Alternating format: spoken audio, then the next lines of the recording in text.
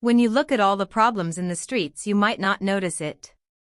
The ideas that Donald Trump is talking about for mail-in elections are causing big arguments on the political side and the legal side.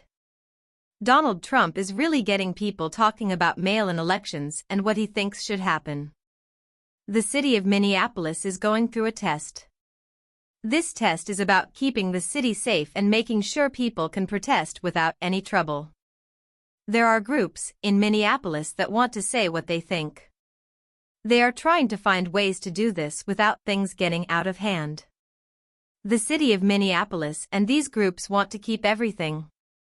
Some people who used to work at the U.S. Department of Justice are saying that the federal agencies might be doing some things that are not right. They think that the federal agencies are not working together well, and this could cause problems for some politicians. The U.S. Department of Justice people are worried about what might happen to these politicians because of the way the federal agencies are handling things. The federal agencies and the U.S. Department of Justice need to work better so that they do not hurt some political figures by mistake. In this video, I will look at videos and media that anyone can see and use. These videos and media show how people think about what the Department of Justice is doing. I will see how the Department of Justice's actions are seen by the public and by politicians. The Department of Justice's actions are something that a lot of people are talking about. People are talking about how to keep everyone safe when there are protests. The big question is what can make things worse and lead to problems. Many people think that if there is a chance of violence, it will make the situation more complicated and give the government a reason to take stronger actions against peaceful protests and the people who are protesting peacefully. In Minneapolis, community leaders are doing something. They want to calm people down. These community leaders include people from faith-based communities. They are trying to show that they want peace. Community leaders want to be peaceful in spaces and when they talk to the people who make decisions. Community leaders are talking to decision-making bodies to help with this. The community leaders in Minneapolis are trying to make things better. People are holding protests to show they are not happy with decisions made by companies. These protests are like a sign to show what people think.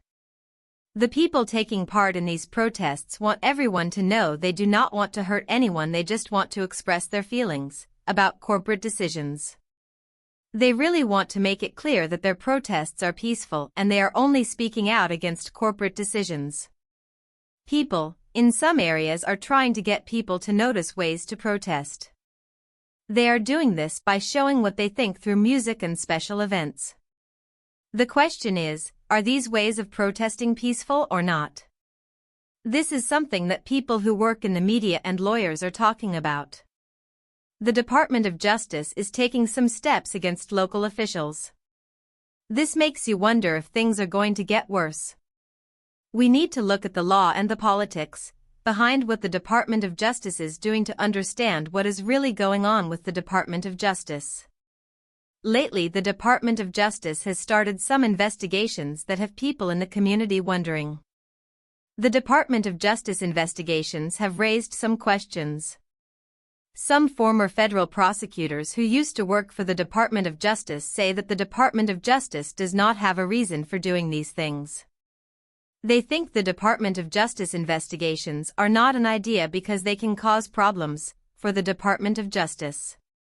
Ellie Honig, a prosecutor for the U.S. Department of Justice, says that the statements people are talking about are mostly just political free speech.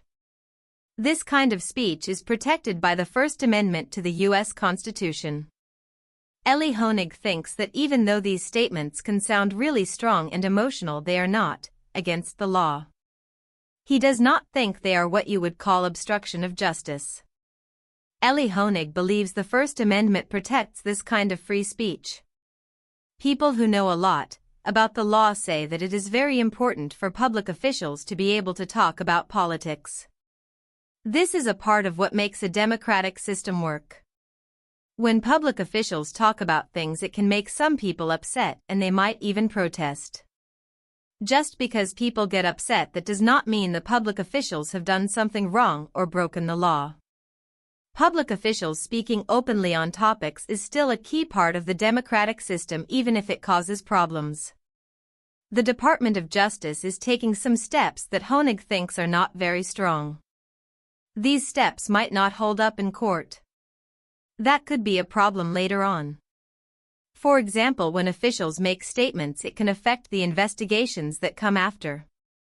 This can make it seem like the Department of Justice is being vindictive when they prosecute people, which is what happens when the Department of Justice is accused of vindictive prosecution. When you look at the picture, lawyers and experts in the law say that lately the Department of Justice has been making decisions really fast.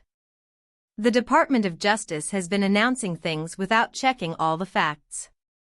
This is not good for the Department of Justice.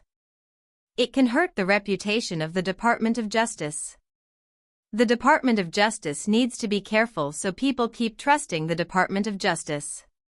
When we mix processes with political talk, it can hurt the government and the democratic system over time.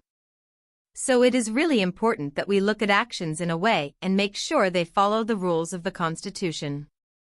We need to remember that legal processes should be separate from rhetoric, and that is what makes the government and democratic mechanisms strong. The legal framework is what guides our actions and decisions. We must always follow constitutional principles when making choices about legal processes. Sarah Brock's News continue to analyze such processes from a detached, legal, and institutional perspective.